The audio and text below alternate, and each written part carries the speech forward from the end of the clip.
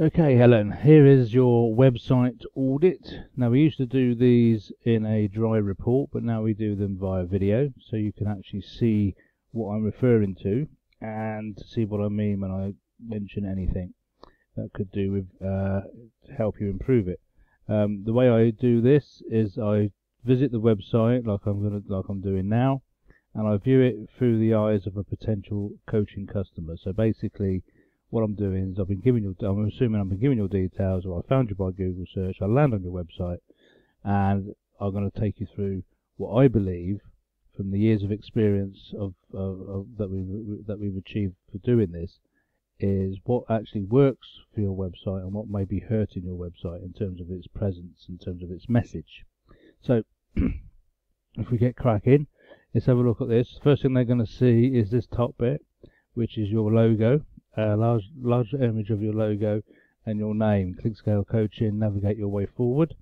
First thing I'm going to point out is that your hosting does not have what's known as SSL certification. This is something that Google pushed out a couple of years ago. Google's mission is to make the whole of the internet encrypted in order to protect people going forward. So it's a noble mission. The problem is, for websites that don't have SSL certification, are left with a rather disturbing message at the top of the browser that people see quite quickly and quite easily when they land on your website. And I'll just point out to you here, it's this area here. So where your domain name is, they've typed this in, you've come up, and now we've got this message here, not secure. And all it means, really, is that it's not encrypted with an SSL certificate. But of course, anybody who's not that internet savvy will automatically assume the worst and go, oh, has it got a malicious code on it? Has it got a virus? And therefore will be more tempted to move away, because the most clicked button on your browser is your back button. So are they likely to go back button to the Google search results and then go to the next website? So we want to avoid that, and it doesn't inspire anyone with confidence to see, as you can tell, not secure. The next bit to look at is now we've got the top bar here. What's missing here, in my view, which would help you, is to have a contact number. A lot of people would just go to a website because they want a phone number or an email address, and one of the things website visitors do not want, in fact it's their mantra, and the mantra is, do not make me think. So basically, if they've got to try and work out where they can find your number, they tend to give up. What we always recommend is, right on this top bar here, or to the right of your menu, is you have a nice big telephone number, contact details, telephone number, email address, so I can see it immediately and give you a call. The privacy policy is there, which is great. When I click on it, it'll go to privacy policy. It seems to be okay, so we don't have to worry too much about that. It does need to be, one of the things that's missing on it though, as a separate message, is cookies. It's got cookies in here, but just be aware of that. It's not critical, but it is sort of one of those things which makes it more. A lot of people are expecting to see something about privacy, something about cookies separately. Okay, so let's go back to the home page. But normally this privacy policy bit doesn't need to be on the top menu. It usually sits down the bottom here in what we call the footer. While I'm in the footer area, let's go to your, because it ties in, let's go to your contact page. So the contact page is good. What's also good is you've got your address on there. That's a legal requirement. A legal requirement is address. Downside on your telephone number is you've got your mobile, but you also need to have a landline. One of the things that Trading Standards insists is that websites who do business websites should have a landline on as well. And it's also good for market research has also shown that websites with just landlines on get less work. Basically, when they asked people, 83% said that they find just mobile numbers seems too temporary. They don't take it as a serious business. Now that's just their perception, but it means if it stops them phoning you, particularly if you're going into other companies. If we go back to your home page again, and then we can then scroll down and see what else information we're looking at. So scrolling down the home page, we see some information: professional and personal goal oriented coaching. We go down, we've got individuals, for organisations, for teams. Then a little bit about our coaching, but we've also got about coaching up here. So it could be, it's not bad to duplicate, but it could be. I'm just thinking about the confusion it may rest in people. We go to find out more. I go to executive coaching. I scroll down. I've got coaching approach, next steps. Then we do the find us and your address again, which is good. If I then go from here, what would be useful is to have some sort of, where you got next steps, for instance, might be useful to have that click in where it goes across to somewhere else. I'm thinking about the About Helen page. So you've got Meet Helen.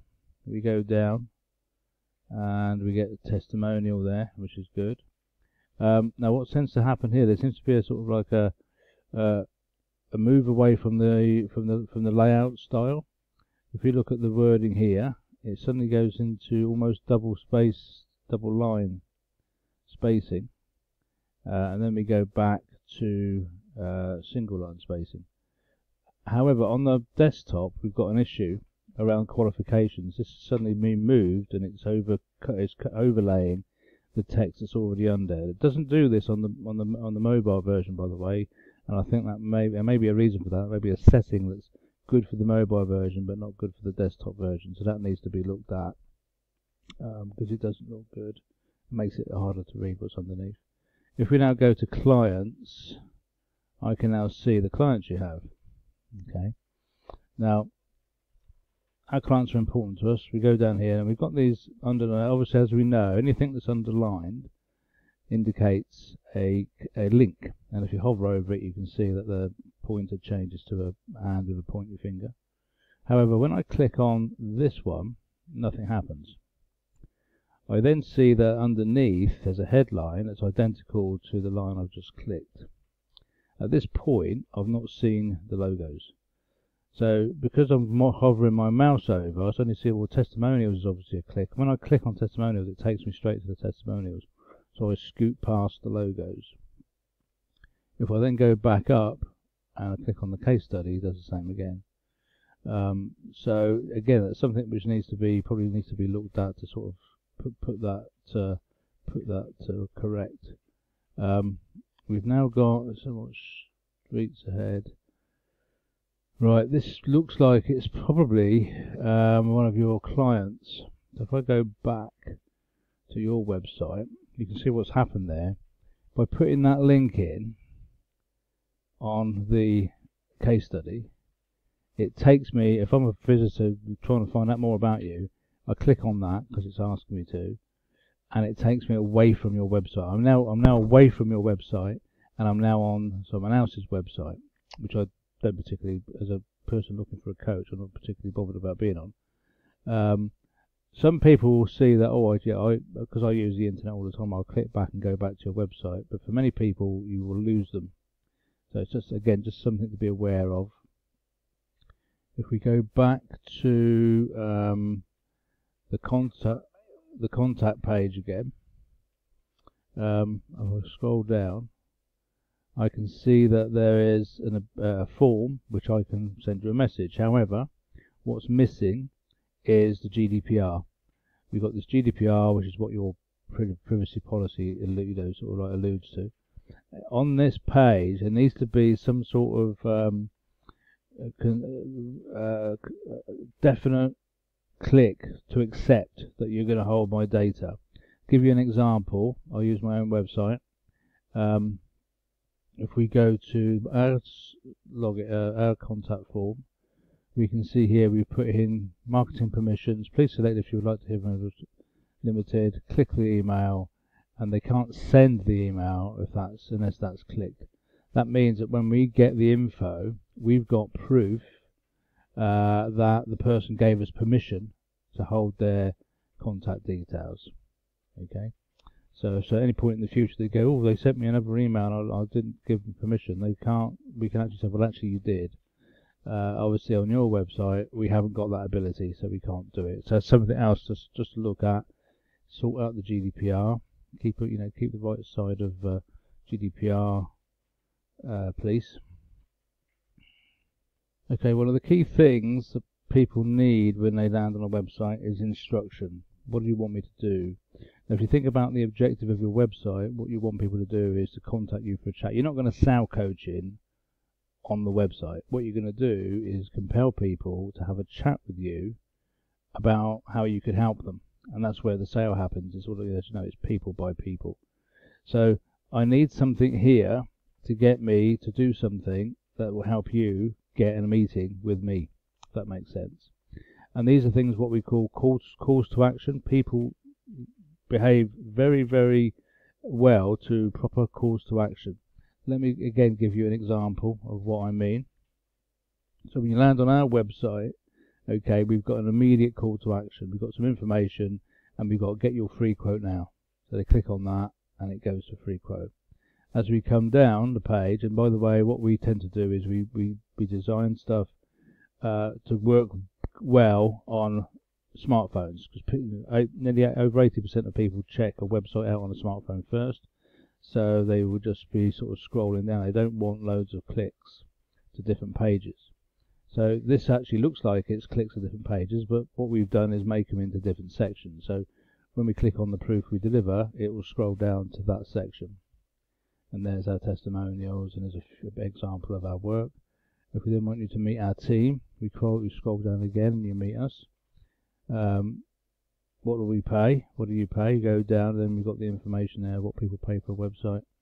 And then in the know, so basically some free, what we call free information for people to get a bit of value from us. And then let's have a chat. So get in touch here. Got a little video there. Google loves videos. We can play a little video if you want. We won't play it now. So calls to action are important. On our website, for instance, we've got quite a lot of images going on, and the text is in small chunks. There's an actual reason for that. The research shows that people read less than 23% of the content on a web page, which is not a lot of words. So what you find is when people are faced with lots of text, and let's go to a page where there's a fair bit of text.